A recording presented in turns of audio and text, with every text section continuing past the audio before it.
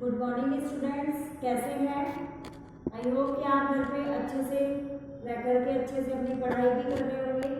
बच्चों, अभी last video में हम आपके क्लास 8 का chapter 1 resources, importance and uses के बारे में हमने थोड़ा सा पढ़ा था।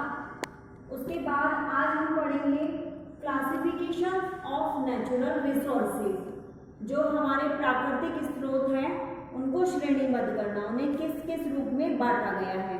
तो हम जानेंगे आज on the basic of their development. उनके डेवलपमेंट के आधार पर ये होते हैं actual and potential.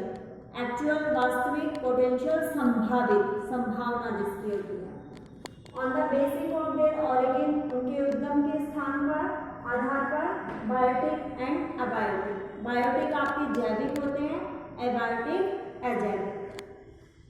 On the basic of their renewability, उनके रिन्यूएबिलिटी के आधार पर हम पढ़ेंगे renewable and non renewable. Renewable होते हैं नवीकरणीय, जिन्हें हम दोबारा से बना सकते हैं। नॉन रिन्यूएबल अनवीकरणीय, जिन्हें हम दोबारा से नहीं बना सकते। फिर हम पढ़ेंगे on the basic of their distribution. Distribution के आधार पर लोकलाइज, ये स्थानीय, जो एक निश्चित जगह पर ही मिलते हैं। उसके बाद यूबिक्विटस, ये होते हैं सर्वव्यापी, जो सभी जगह मिलते हैं। तो आइए अब हम इनके बारे में जानते हैं क्या होता है ये नेचुरल रिसोर्सेज, प्राकृतिक स्रोत। The resources which we get from nature. आप सबको पता है कि प्राकृतिक स्रोत जो होते हैं वो हमें प्रकृति से प्राप्त होते हैं, वो नेचुरल होते हैं, ठीक है। एंड वैल्यूएबल, और जो हमारे लिए बहुत कीमती होते हैं। And fulfil our needs in one way और अदर, और अनेक प्रकार से हमारी जरूरतों को पूरा करती हैं। जैसे कि लैंड है, एयर है, वाटर है, ये सब हमारे नेचुरल रिसोर्सेज हैं, क्योंकि ये हमारी जरूरतों को पूरा करती हैं। द एयर वी ब्रीथ, हवा जो हम सांस लेते हैं। सॉइल वी ग्रो प्लांट्स, मिट्टी जिस पर हम पौधे उगाते हैं। वाटर जो हमें झीलों से, तालाबों से, नदियों से और दूसरे पानी के स्रोतों से मिलता है, जो बहुत कीमती होता है। ये सब हमारे प्राकृतिक स्रोत हैं। तो आइए अब हम इनका श्रेणी पढ़ते हैं कि इन्हें किस प्रकार से बांटा गया, इनका वर्गीकरण के बारे में जानते हैं। On the basis of their development, उनके डेवलपमेंट के आधार पर एक्चुअल एंड पोटेंशियल। सबसे पहले हम इसके बारे में जानते हैं। एक्चुअल रिसोर्सेज क्या होते हैं, वास्तविक रिसोर्स क्या होते हैं। The resources whose quantity is known, जिन स्रोतों की मात्रा के बारे में जाना गया है, जिनकी मात्रा पता होती है, ये कहते हैं actual resources. They are being actually use in present time, ये प्रेजेंट टाइम में भी है। इनके कुछ उदाहरण हैं। Petroleum in West Asia, West Asia में petrol. Rich deposit of coin in Ruhr region of Germany, Germany के रूहर प्रदेश के अंदर कोयले के भरपूर खदानें हैं। और दक्कन जो प्लेटू है, महाराष्ट्र में जो दक्कन का पठार है, वहाँ पर डार्क सोइल पाई जाती है। ये सब हैं हमारे एक्चुअल रिसोर्सेज। अब हम जानते हैं पोटेंशियल रिसोर्सेज के बारे में, संभावित स्रोतों के बारे में। The resources whose quantity is not known, जिनकी मात्रा तो जानी नहीं गई है। And which are not being used as present are non potential resources, और जो अभी प्रयोग में नहीं आ रहे हैं वो होते हैं potential resources. They might not be used as present but can be used in future. उनका प्रयोग हम आज प्रेजेंट में नहीं कर रहे हैं, लेकिन कभी ना कभी भविष्य में वो हमारे काम जरूर आएंगे। At present technology may not be that advance, but gradually with time those resources can be developed and utilised and can be turned into actual resources. ये कह रहा है कि आज के समय में इनके लिए तकनीकी इतनी विकसित नहीं हुई है कि, लेकिन धीरे धीरे ये तकनीकी रूप से ये इतने विकसित नहीं हुए हैं, लेकिन धीरे धीरे आने वाले समय में ये हमारे इनका विकास होगा और ये प्रयोग में आएंगे और ये भी हमारे एक्चुअल रिसोर्स में बदल जाएंगे। पोटेंशियल रिसोर्स के कुछ उदाहरण हैं। Reserve of uranium found in Ladakh can be used in future. Ladakh में यूरेनियम के भंडार पाए गए हैं जो फ्यूचर में यूज, भविष्य में प्रयोग में आ सकते हैं। In early time high speed windmills were a good potential source of renewable energy and has now become an actual resource। पहले के समय में हाई स्पीड विंड मिल्स, पवन चक्कियां तैयार की जाती थी जो अब ऊर्जा का एक नवीकरणीय स्रोत बन गई हैं और इनका प्रयोग अब आज भी किया जा रहा है, पहले से अब किया जा रहा है। तो ये हमारे एक्चुअल रिसोर्स बन गई है। विंड फार्म जो है वो नीदरलैंड में स्थापित किए गए हैं और भारत में भी तमिलनाडु और जो गुजरात के जो तटीय क्षेत्र है उधर की तरफ, गुजरात के नगरकोट और इधर के भागों में ये विंड मिल्स स्थापित की गई हैं जिनका प्रयोग किया जाता है पवन ऊर्जा बनाने में। अब हम जानते हैं on the basic of there origin, उनके ऑरिजिन के उद्गम के आधार पर। इन्हें हम दो भागों में बांटते हैं, बायोटिक एंड एबायोटिक। बायोटिक होते हैं हमारे जैविक तत्व और एबायोटिक होते हैं हमारे अजैविक तत्व। अब हम जानते हैं कि बायोटिक रिसोर्सेज क्या होते हैं।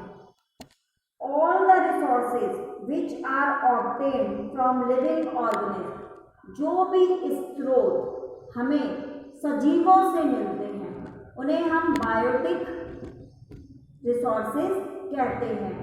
जो भी स्रोत सजीवों से संबंधित होते हैं, उनसे मिलते हैं, वो हमारे जैविक तत्व कहलाए जाते हैं। जैसे कि plants from which we obtain cereal fruits and vegetables. पौधों से आप सबको पता है क्या क्या मिलते हैं, फल, सब्जियां, अनाज, दाल, फिश और जो दूसरे एनिमल प्रोडक्ट्स होते हैं, मछली हैं और जो दूसरे जानवरों से संबंधित उत्पाद होते हैं, वो सब चीज़ें हमारे बायोटिक कंपोनेंट्स में आते हैं। अब हम जानते हैं एबायोटिक रिसोर्सेज, अजैविक तत्वों के बारे में। All the resources which we get from non livings, जो तत्व हमें निर्जीव तत्वों से मिलते हैं या जो उनसे निर्जीव तत्वों से संबंधित होते हैं, उन्हें हम एबायोटिक, अजैविक तत्व कहते हैं। जैसे कि हमारी लैंड है, एयर है, वाटर है, मिनरल्स है, रॉक्स हैं, ये सब हमारे एबायोटिक तत्व हैं। Some of resources are available in limited quantities. अब इनमें से कुछ स्रोत हैं जो सीमित मात्रा में हमें मिलते हैं, ठीक है। अब हम पढ़ेंगे on the basic of their renewability, इनकी रिन्यूएबिलिटी के आधार पर, वैधता के आधार पर। There are certain resources which can be renewed और रिप्लेनिश्ड क्विकली। कुछ ऐसे स्रोत हैं जिन्हें हम दोबारा से बना सकते हैं, whereas others are not। और जबकि कुछ ऐसे हैं जिन्हें हम दोबारा से नहीं प्रयोग में ले सकते, दोबारा से एक बार खत्म होने के बाद दोबारा नहीं बना सकते। Hence these are classified renewable and non-renewable resources। और इसलिए इन्हें हमने नवीकरणीय और अनवीकरणीय स्रोतों के रूप में बांटा है।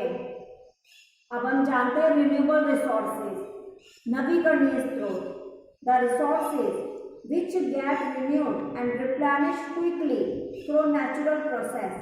जो स्रोत प्राकृतिक प्रक्रियाओं के द्वारा दोबारा बनते रहते हैं उन्हें हम नवीकरणीय स्रोत कहते हैं। इनमें से कुछ स्रोत जो हैं वो अनलिमिटेड हैं and can not affect by human activities, असीमित हैं ये और इन्हें मानवीय क्रियाकलाप प्रभावित नहीं कर सकते हैं।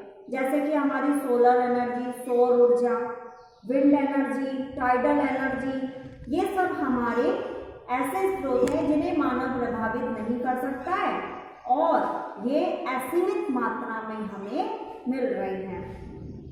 But the stock of resources, लेकिन कुछ स्रोत ऐसे हैं जिनकी मात्रा सीमित है, जैसे soil, water, forest, can be depleted if we use them carelessly and recklessly. अगर हम इनका प्रयोग असावधानी से करेंगे, अगर हम इनके प्रयोग में सावधानी पूर्वक नहीं रहेंगे तो ये स्रोत खत्म हो सकते हैं।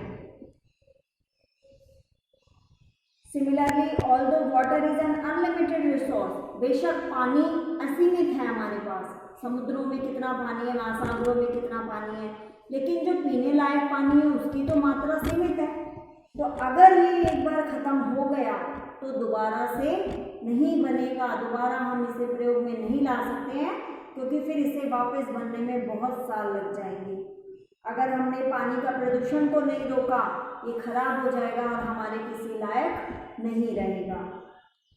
अब हम जानते हैं नॉन रिन्यूएबल रिसोर्सेज, अननवीकरणीय स्रोतों के बारे में। These are resources which have limited stock and once they existed it takes thousands of years to be renewed and replenished। ये कह रहा है कि ये जो स्रोत होते हैं ये हमारे पास बिल्कुल सीमित मात्रा में होते हैं, और अगर एक बार ये खत्म हो गए तो इनको फिर प्रयोग में लेने के लिए हमें हजारों सालों का इंतजार करना पड़ेगा, क्योंकि ये 1 मिनट में नहीं बनेंगे, फिर इन्हें बनने में हजारों साल लग जाएंगे वापस। These resources cannot be renewed within the lifespan of human beings। और जब तक हम इंसानों का जीवन है तब तक ये स्रोत दोबारा से नहीं बन पाएंगे, और अगर एक बार ये खत्म हो गए तो फिर ये दोबारा नहीं बनेंगे। जैसे कि हमारा कोयला है, पेट्रोल है, नेचुरल गैस है, ठीक है। अब हम पढ़ते हैं on the basic of their distribution, उनके डिस्ट्रीब्यूशन बंटवारे के आधार पर। There are some natural resources which are found everywhere. कुछ तो स्रोत होते हैं जो हर जगह पाए जाते हैं आसानी से, और कुछ स्रोत होते हैं जो केवल एक सीमित जगह पर ही मिलते हैं, उनका जगह एक स्थायी होती है, ठीक है। तो इन्हें हम बांटते हैं लोकलाइज्ड और यूबिक्विटियस में। तो लोकलाइज्ड रिसोर्सेज क्या होते हैं? These resources are found in a specific region। ये जो रिसोर्सेज होते हैं, ये जो स्रोत होते हैं, ये एक निश्चित जगह पर पाए जाते हैं, जैसे कि मिनरल्स एंड ऑयल्स, जो हमारे खनिज तत्व हैं, जो हमारे तेल वगैरह हैं, पेट्रोलियम वगैरह हैं, इनकी जगह निश्चित है, ऐसा नहीं है कि ये हर जगह मिलने लग गए हैं। Their distribution depend on various physical factors। और इनका ये जो बंटवारा है, ये जो इन्हें बांटा गया है 2 भागों में, ये इनके फिजिकल फैक्टर्स, भौतिक तत्वों के आधार पर इन्हें बांटा गया है, जैसे कि क्लाइमेट है, जलवायु है, वहाँ का प्रदेश है टेरेन, और वहाँ की एल्टीट्यूड, वहाँ की ऊंचाई है, इन सब के आधार पर। जैसे कि मिनरल्स, कोयल और आयरन, ये उड़ीसा और बिहार में मिलते हैं। अब यूबिक्विटियस ये होते हैं, these resources are found everywhere, ये हर जगह मिलते हैं पृथ्वी के तल पर, जहाँ हम जाएंगे वहाँ मिलेंगे, जैसे कि हमारे एयर है, वाटर है, सनलाइट है, ठीक है बच्चों। तो आज के लिए इतना बहुत है। आज का आपका वर्क यही है कि ये आप चैप्टर रीड करेंगे, इसे समझेंगे, अगर कुछ समझ में नहीं आ रहा है तो आप मुझसे पूछ सकते हैं। उसके बाद हम मिलते हैं नेक्स्ट वीडियो में। तब तक अपना ध्यान रखिए, घर पर अच्छे से पढ़ाई करिए। Thank you, have a nice day.